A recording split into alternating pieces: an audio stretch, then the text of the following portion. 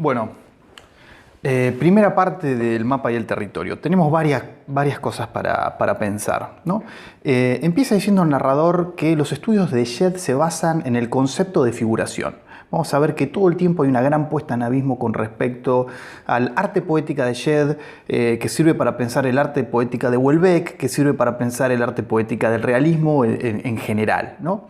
Entonces digo, está pensando en este concepto de figuración. Vamos a ver que Shedd va a efectuar un retorno a la pintura y a la figuración en pleno siglo XXI, ¿no? Entonces esto también lo podemos pensar en la clave de esa operación que está haciendo Houellebecq, ¿no? A partir de mirar el realismo del siglo XIX para pensar la época contemporánea, ¿no? Y en este sentido, fíjense esto de pensar la época contemporánea, página 34, sobre un arte crítico y un arte afirmativo. Fíjense, dice página 34. Dice, consagró su vida, al menos su vida profesional, que bastante pronto se confundiría con el conjunto de su vida, al arte, a la producción de representaciones del mundo, en las cuales la gente, sin embargo, no debería vivir en absoluto. Por ello podía producir representaciones críticas en cierta medida, porque el movimiento general del arte, así como de toda la sociedad, se inclinaba en los años de juventud de Shedd hacia una aceptación del mundo, a veces entusiasta, más a menudo matizada de ironía, ¿no? Esto es una descripción explícita de la posmodernidad, básicamente, ¿no? Ahí lo tenemos a Jameson, que se pregunta por las posibilidades de un arte crítico en la era posmoderna. En todo caso, lo que hay es ironía, pero arte crítico es difícil en este momento. Más bien hay esta aceptación acrítica del mundo que lo vamos a ver más adelante en distintos pasajes de esta misma novela, ¿no? Ahora, paralelamente esto de un arte crítico, de un arte afirmativo, me parece que sirve para pensar algunas tensiones en la propia novela de Houellebecq, en el sentido de que trabaja con materiales pop, como veíamos en el video anterior, pero al mismo tiempo hay cierta negatividad frente al sistema. O sea, esta negatividad habría que leerla, habría que pensarla. Es una negatividad en clave posmoderna. ¿Se puede pensar esta novela como una novela crítica? Un poco esa pregunta nos hacíamos con Madame Bovary, ¿verdad? Entonces, ¿esta es una novela crítica? Y si es una novela crítica, ¿en qué sentido lo es? ¿Cuál es la manera de ser crítica de la novela de Houellebecq? Me parece que son preguntas importantes para hacernos. Página 35, el abuelo de Shedd había sido fotógrafo. Esto es un elemento importante, la fotografía, los registros fotográficos, los registros objetivos. Toda la primera obra de Shedd es en base a fotografías. Esto se vincula también con aquel registro fotográfico que, bueno, Levin lo piensa más en términos cinematográficos del propio Flaubert. Digo, la fotografía nos ubica en un tipo de registro muy específico que se vincula con el realismo, que se puede vincular también con ese retorno a la figuración en pleno siglo XXI, el retorno a la pintura, en algún sentido, una pintura casi fotográfica. Esta es la pintura que hace Shedd, y en ese sentido podríamos pensar un gesto anacrónico, ¿no?, en su propia producción, y ver si hay un gesto anacrónico en la producción de Houellebecq, volviendo al realismo. Preguntas que dejamos un poco abiertas. Página 35, lo que ocupa los estudios artísticos de Shedd son los objetos manufacturados del mundo. También como para subrayar desde un punto de vista temático ese anacronismo. Vuelve a una forma que va quedando vieja en la etapa contemporánea, y también está pensando algunos elementos que no corresponden con este estadio post-industrial. Shedd es un personaje complejo, evidentemente, ¿no? Tenía una ambición enciclopédica, dice el narrador, consistente en confeccionar un catálogo exhaustivo de los objetos fabricados por el hombre en la era industrial. Explícitamente, ¿no? Desde la era postindustrial está mirando aquellos objetos que se producían en la era industrial o aquel momento de hegemonía industrial, ¿no? Entonces me parece que otra vez esto se puede pensar ya a partir de determinadas tensiones a trasluz del presente de la novela, que yo les decía es el de un capitalismo financiero a escala global, decididamente postindustrial. Página 36, los tecnicismos a los que recurre Houellebecq para hacer algunas descripciones. Esto seguramente a ustedes les va a llamar la atención. Por momentos la novela deviene en tratados científicos, tratados estéticos, tratados sociológicos. Por ejemplo, cuando describe el equipo de fotografía de Shed, ¿no? Hace una descripción súper técnica que se vincula con el realismo a la manera de Flaubert, porque eso lo habíamos visto, que también es un realismo técnico, producto de un estudio sistematizado de diversas cuestiones, sobre todo las cuestiones médicas. Esto es lo que habíamos visto, es un realismo documentado, el de Flaubert y también el de Houellebecq. Página 39 dice el padre de Shed: lo que empuja a la gente con la mayor violencia a superarse sigue siendo la pura y simple necesidad de dinero. Otra vez este discurso bien específico, bien contemporáneo, que nos sitúa en un presente inmediato, ¿no? Que es importante para pensar esta novela en la inscripción del realismo. Es una de las grandes características del realismo, ¿no? La novela va a tener todo el tiempo datos de la coyuntura que podrían ser leídos casi en términos periodísticos, ¿no? Por ejemplo, el desplome de la economía. Houellebecq va a usar una construcción repetidamente que es la década del 2010, ¿no? En la década del 2010 tal cosa, en la década del 2010 tal otra, ¿no? Tiene esa vocación periodística. Ahora, de la mano de lo que decía esto del lenguaje técnico en las descripciones, la descripción en sí misma como un procedimiento propio del realismo que vamos a encontrar, que vimos en Flaubert, súper explotado siglo XIX, que no nos hace ruido pensando un poco el estado, yo le decía, de la prensa incipiente, de lo que la literatura está haciendo al calor de los discursos emergentes de ese momento histórico, pero también lo vamos a encontrar acá en Houellebecq, largas descripciones significativas, pero en un momento histórico muy distinto. Por eso hay que pensar a ver qué pasa con este gesto. ¿Se puede leer el mismo gesto en dos etapas diferentes de la misma manera? Otra de las preguntas que nos podemos hacer. Las descripciones en la novela de Houellebecq tienen espesor a veces biográfico o psicológico o histórico o de algún tipo. Como en Flaubert juega aquello de las subcorrientes de significado. Son descripciones que están bien cargadas. Entonces, a prestarle atención a estas descripciones, así como hacíamos en Flaubert, también acá en Houellebecq. Página 44, la primera obra de Shed, estas fotografías que yo les decía, bueno, 300 fotos, fíjense, página 44, vamos a leer. Dice, una obra titulada 300 fotos de herramientas.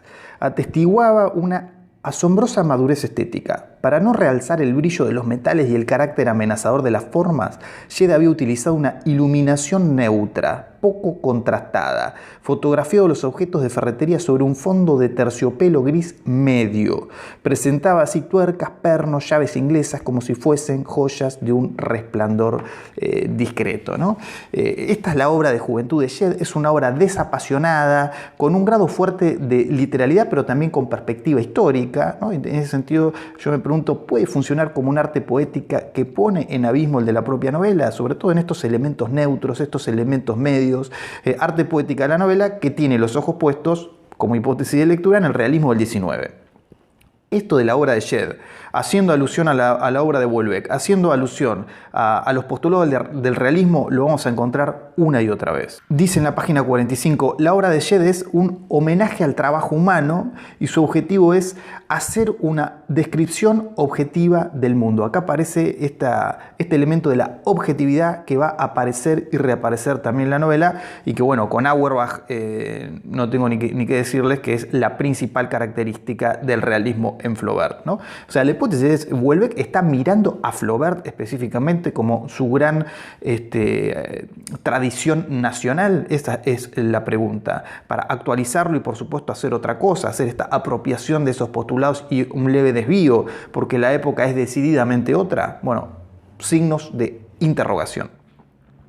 Página 47, ahí tenemos un momento clave en el argumento de la novela, cuando Shed va al entierro de la abuela, en el camino compra un mapa Michelin y lo describe como un objeto sublime. Este es un momento de revelación que tiene Shed, pero de revelación que también tenemos nosotros para entender algunas cuestiones. Un mapa Michelin, un mapa de carreteras, como si bajamos en una YPF en la ruta y compramos un mapa YPF.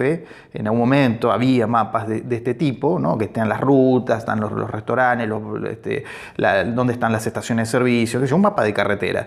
Un elemento cualunque, un elemento medio intermedio, intrascendente. Bueno, para Shed es un objeto sublime. Entonces, fíjense, página 47. ¿No? Dice, Shed compró un mapa de carreteras Michelin Departamentos. Dice, tuvo su segunda gran revelación estética. Era un mapa sublime. Nunca había contemplado un objeto tan magnífico, ¿no? Dice, en él se mezclaban la esencia de la modernidad, de la percepción científica y técnica del mundo con la esencia de la vida animal, etcétera, etcétera. Este objeto mundano va a ser la materia con la que va a producir su primera obra, que lo va a llevar a un relativo éxito, que va a ser el primer escalón para despegar después en aquel retorno a la pintura y terminar siendo un pintor exitoso, multimillonario, ¿no? Pero bueno, digo, un mapa de carreteras Michelin como objeto para la representación. Flaubert y su saber escribir lo mediocre. Esto, que lo decimos una y otra vez, es como el gran postulado del realismo, va a volver a aparecer en la novela. Estemos atentos a eso. Y bueno, esto de esa metáfora del mapa y el territorio que pensábamos a partir del lingüista norteamericano en el primer video, acá aparece literalizado, acá aparece el mapa específicamente, ¿no? Entonces podemos pensar esto del objeto mundano como tema de la representación, pero a la vez la representación del arte como un tema en sí mismo, ¿no? La relación entre el mapa y el territorio, entre el objeto representado y el lenguaje con el que se lo representa, etc. Porque la primera obra de Shed va a ser a partir de estos mapas. Página 52, el narrador explicita de qué está hecho este presente, que es también el gran tema de la novela, los mercados, el mundo financiero, la abstracción especulativa contra la producción material de bienes. Estamos en un momento muy específico del capitalismo. Página 52. ¿No? Habla de la caída de la bolsa de Londres, de la crisis de las subprimes y el colapso de los valores especulativos. Dice, los precios se habían derrumbado, habría que esperar la llegada de una nueva generación de ricos cuya riqueza fuese más sólida, asentada en una producción industrial. Podrían ser chinos, vietnamitas, ¿qué sabía él? La novela es pedagógica en varios momentos, ¿no? Es decir, estamos en una época donde la producción de riqueza está asentada en valores para nada sólidos y que tienen que ver con esas burbujas financieras especulativas. Entonces dice, bueno, tienen que venir algunos ricos de otra parte del mundo, ¿no? Asiáticos, que estén asentados en producción industrial, ¿no? Como antes, donde la riqueza tenía un valor y un sustento material, ¿no? Que la sostenía. Bueno, ahora eso no existe. Ahora la riqueza está construida en base a riqueza, ¿no? El capital es una fuerza generadora que produce más dinero, ¿no? Con la compra de bonos, con la colocación de acciones en el mercado, etc. No tiene que ver con, bueno, produzco 1 millón de autos, los coloco en el mercado de esos autos y a partir de ahí voy pensando en términos de un capital industrial. No, el capital es especulativo, es financiero. Página 54 dice, el narrador habla de una reflexión fría, distanciada sobre el estado del mundo, ¿no? Para describir la obra de Shed. Y acá tendríamos que hacer estos juegos entre la distancia de Shed, que yo les decía, puede ser pensada en términos postmoderna, tiene una distancia crítica hacia las cosas, pero paralelamente también la distancia del narrador, ¿no? Y otra vez van a aparecer estos juegos de abismo. La obra de Shed son fotos de mapas que fueron impresos en serie. Esa es la primera obra de Shed, ¿no? La primera obra la que lo va a llevar a tener un relativo éxito. Capítulo 4 tematiza la época, lo hace explícitamente, el tercer milenio, es un presente con perspectiva histórica. Dice, una matriz de seriedad que 50 años más tarde se convertiría en imprescindible. Tiene perspectiva histórica para atrás y también para adelante, ¿no? Vamos a ver que sobre el final la novela se proyecta hacia un futuro corto. Que esto es un elemento que no saca la novela de realismo, no es una novela de ciencia ficción. Nosotros veíamos ahí en Gramulio, en Auerbach, esto de que, bueno, se puede ir un poquito para atrás. Bueno, la novela también se puede ir un poquito para adelante en términos bien realistas. Página 67. Shed se siente un personaje de realismo francés del siglo XIX. Esto me parece interesante. Después le va a pasar a Houellebecq personaje, ¿no?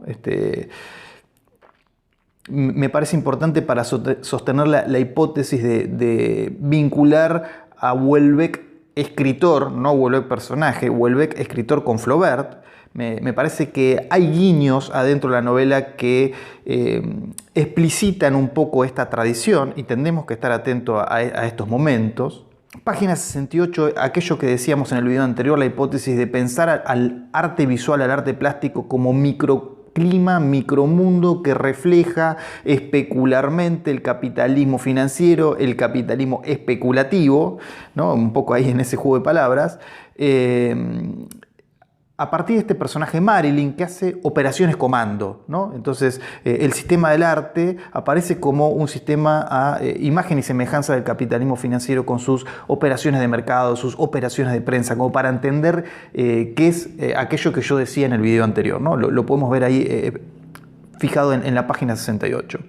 Capítulo 5, tenemos la descripción de esta primera obra a partir de los mapas, la obra de Shed, que se centra, decíamos, en la propia representación como tema, ¿no? Tenemos este gran anuncio que dice: el mapa es más interesante que el territorio, ¿no? Así empieza la primera obra de Shed, que es básicamente una apología del artificio estético. El mapa es más interesante que el territorio. Las palabras no son las cosas, pero a mí me interesan las palabras. Me interesa pensar un poco ese mundo de la representación.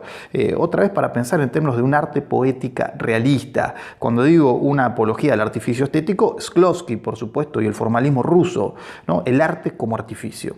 Capítulo 7, Shed tiene que ponerle precio a su obra. El narrador dice: los estudios de Shed habían sido puramente literarios y artísticos y nunca había tenido la oportunidad de meditar sobre el misterio capitalista por antonomasia, el de la formación de los precios. Esto es un misterio sobre todo en la época postindustrial, ¿no? Es decir, ya no se trata de pensar el precio de un producto a partir de las horas hombre, de los materiales con los que está hecho, de las horas de trabajo, etc. Acá la formación de precios pasa por elementos que no son controlados por la propia industria. Por eso el personaje se refiere a este misterio por antonomasia del capitalismo. Pero yo agrego, sobre todo el capitalismo postindustrial.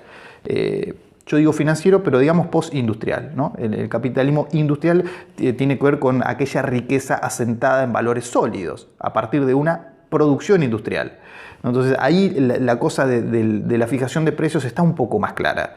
En el momento postindustrial empiezan a haber valores que tienen que ver otra vez con esa especulación, con la construcción de expectativas, ¿no? Entonces esa construcción de expectativas que muchas veces es autorreflexiva, autopoética, ¿no? Grandes grupos inversores construyen expectativas en alza o en baja y entonces determinadas acciones de determinadas empresas suben o bajan, ¿no? Entonces es como que no hay un valor sólido para pensar el funcionamiento del capitalismo en el momento contemporáneo. Capítulo 8, se va de vacaciones con Olga, esta novia que le permite al personaje conectar con un ser humano en algún momento de la novela, pero después ella se va a su país de nuevo, vuelve a volver y parece que van a arrancar de nuevo, pero Shed no termina de arrancar nunca, un poco en esa predisposición afectiva bastante jodida que tiene nuestro personaje, ¿no? Pero bueno, en capítulo 8 se van de vacaciones con Olga. Houellebecq acá despliega, como diría Bourdieu, el sentido social del gusto, ¿no? Y la construcción empresarial que hay atrás de eso, a partir de lo que sería la industria del turismo, que es como la única industria que aparece, además de la industria del arte, pero que está siguiendo un poco esa lógica del capitalismo postindustrial, porque vamos a ver que los cuadros se van por las nubes, tienen cifras millonarias que no tienen ningún sentido. Eso lo va a decir el personaje. El precio de un cuadro no tiene ningún sentido. Picasso no tiene ningún sentido. Esto dice el personaje en un momento, ¿no? Pero bueno, tenemos la industria del turismo y esa construcción del gusto, ¿no? Del gusto social. Rápidamente en el capítulo 9 Olga se vuelve a Rusia, entonces ahí Shed vuelve a quedar solo y tenemos la segunda parte de la obra de Shed, momento importante sobre los oficios terrestres. Lo que hace es representar distintos tipos de trabajo o profesiones en clave pictórica. Es el momento del retorno a la pintura de Shed, que yo les decía puede ser leído como un gesto anacrónico y en ese sentido pensar la vuelta de Houellebecq al realismo del 19, ¿no? Entonces, tiene dos etapas esta segunda obra. Primero la de oficios sencillos, que son 42 cuadros. Ahí tenemos el carnicero, el gerente de un bar, la escort, todos cuadros descriptos a partir del procedimiento de ékfrasis, ¿no? Que es la representación verbal de una representación visual. Otra vez estos juegos en la representación. El cuadro está ahí descripto a partir, obviamente, de la escritura de Houellebecq. Es como una representación en segundo grado. Después tenemos la serie de las composiciones de empresas, que son 22 cuadros, donde está el cuadro ahí sobre el padre. Y finalmente un cuadro sobre el trabajo del artista, ¿no? Que este va a ser un cuadro fundamental en el argumento de la novela. Spoiler alert, es un cuadro sobre la actividad del propio Houellebecq, ¿no? Y acá Houellebecq, escritor, lo que va a hacer es incluirse como personaje en la propia novela en un gesto conceptual más propio del arte visual y del arte plástico que de la propia literatura. Es una novela muy cargada de sentidos referidos al arte visual. Aparece también, a partir de aquellos mapas Michelin, aparece la empresa Michelin, ¿no? Que en realidad ahí de la mano de Olga, de esta pseudo novia que tiene en un momento. Entonces tenemos estos juegos entre ese objeto tan sublime y la composición accionaria de la empresa Michelin para seguir pensando este presente de la novela. Es una empresa que se va extranjerizando. En un principio era francesa, pero ahora es una empresa multinacional. Entonces vamos a tener ahí en un momento los directivos de la empresa, en ese gran momento de realidad que tiene la novela. Ahora lo vamos a ver cuando va a una fiesta de la televisión, ¿no? Lo vamos a ver más adelante, es una escena que viene creo que en la segunda parte. Pero quiero decir, la época como tema todo el tiempo. Página 99, el nuevo galerista de Shed hace ahí un enunciado sobre el arte contemporáneo y tiene que ver con esto que yo les decía. La lógica del arte contemporáneo está fuerte en esta novela, en el sentido de que recorta la importancia del gesto. Por eso yo decía que la inclusión de Houellebecq personaje dentro del relato ficcional hay que leerlo también desde el punto de vista del gesto artístico, ¿no? Dice justamente, fíjense, página 99, el galerista de Shed, fíjense lo que dice. Dice, no es una forma de arte particular, una manera que me interese, es una personalidad, una mirada posada sobre el gesto artístico, sobre su situación en la sociedad, ¿no? Por eso yo pensaba en estos juegos que se inscriben dentro de la rama del arte conceptual y que nosotros vimos, por ejemplo, en el Aleph engordado de Cachajian, vimos en la poesía digital algunos experimentos que están haciendo énfasis más en el gesto que en el producto terminado. Acá, por supuesto, no es lo mismo en esta inclusión de Houellebecq personaje, porque la novela tiene este componente artesanal de escritura que en algún punto nos lleva a la literatura tal como la entendemos en el siglo XIX, pero sí un gesto que tiene que ver más con lo conceptual que con otra cosa, la inclusión del propio personaje, del propio autor como personaje en el nivel de la ficción, ¿no? Dice el galerista de Shed, continúa, si usted viniera mañana con una simple hoja de papel arrancada de un cuaderno de espirales en la que hubiese escrito no sé siquiera si voy a continuar en el arte, bueno, yo pondría esa hoja sin dudar, ¿no? Parece una obra de Guillermo Yuso, la que está describiendo el galerista de Shed. No sé si ustedes han visto algo. Bueno, hace algunas cosas así, ¿no? Es decir, una especie de diarios íntimos que pone ahí en clave visual pero tipográfica, donde también aparece el elemento de la escritura fuerte. A mí me parece una obra interesante, es un artista un poco polémico. En varios aspectos habría que indagar a quien le interese.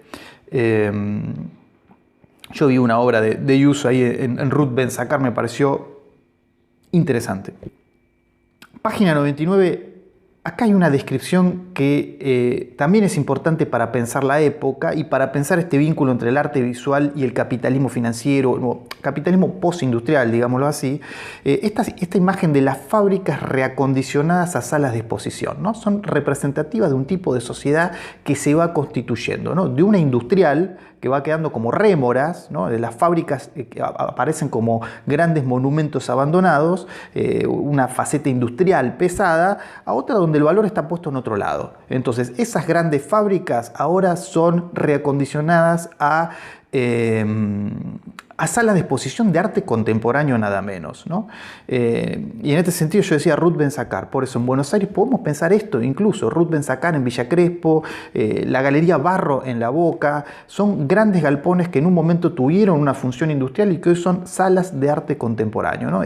Ruth Ben-Sakar, Barro, van conformando un circuito nuevo de galerías, ¿no? Villa Crespo, La Paternal también, La Boca, que van modificando el perfil de la ciudad directamente, o de algunos de estos barrios, que supieron tener un perfil industrial de clase trabajadora y ahora están inscriptos estos barrios, sobre todo en este circuito de galerías que antes, en un momento anterior, este circuito estaba restringido sobre todo en Retiro. Entonces me parece interesante esto que lo expone sociológicamente Houellebecq en la novela. Nosotros lo podemos constatar efectivamente, este cambio de un paradigma, lo podemos ver arquitectónicamente. Fíjense, esto lo recupera después en la página 376, ¿no? Como postales de la caída de la era industrial, podríamos decir.